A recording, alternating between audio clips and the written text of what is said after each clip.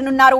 TDP అధికారంలోకి వస్తే mega DSC వేస్తామని ఎన్నికల ప్రచారంలో హామీ ఇచ్చారు చంద్రబాబు. అన్నట్లుగానే ఆ ఫైల్ పైనే ముఖ్యమంత్రిగా తొలి సంతకం చేయబోతున్నారు చంద్రబాబు. ప్రస్తుతం మనం టీవీ9 స్క్రీన్ మీద లైవ్ దృశ్యాలు చూస్తున్నాం. ఆయన సంతకం చేస్తున్న దృశ్యాన్ని. సో ముఖ్యమంత్రిగా ఆయన బాధ్యతలు స్వీకరిస్తున్నారు.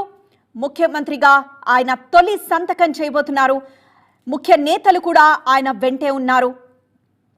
సో చంద్రబాబు నాయుడు సెక్రటేరియట్లో ఆయన చేంబర్లో ఆయనకి కేటాయించిన సీట్లో కూర్చున్న వెంటనే ఆయన బాధ్యతలు స్వీకరిస్తున్న దృశ్యాన్ని మనం చూస్తున్నాం. తొలి సంతకం మెగా డిఎస్సి పైన పెడుతున్నారు.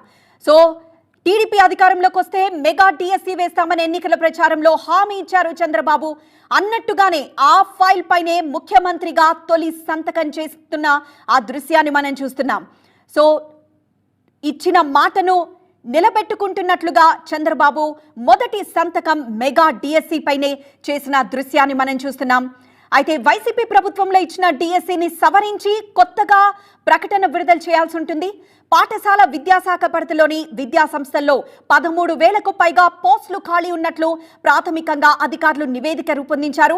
సో వీటిపై సీఎం చంద్రబాబు అధికారులతో చర్చించి ఆ తర్వాత వివరాలు ప్రకటించే అవకాశం ఉంది. కానీ ఫస్ట్ మాత్రం మొదటి సంతకం మాత్రం చెప్పినట్లుగానే అధికారంలోకి టీడీపీ వస్తే గనక మెగా డిఎస్సి వేస్తామని ఎన్నికల ప్రచారంలో ఏదైతే హామీ ఇచ్చారో ఇచ్చినట్లుగానే ఆ ఫైల్ పైనే ముఖ్యమంత్రిగా తొలి సంతకం చేసిన దృశ్యాన్ని ప్రస్తుతం మనం చూస్తున్నాం.